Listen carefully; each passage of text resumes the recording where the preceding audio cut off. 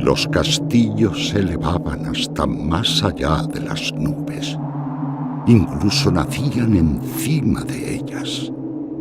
Y desde ahí, el juego de colores se diversificaba en 1000 destellos de luz.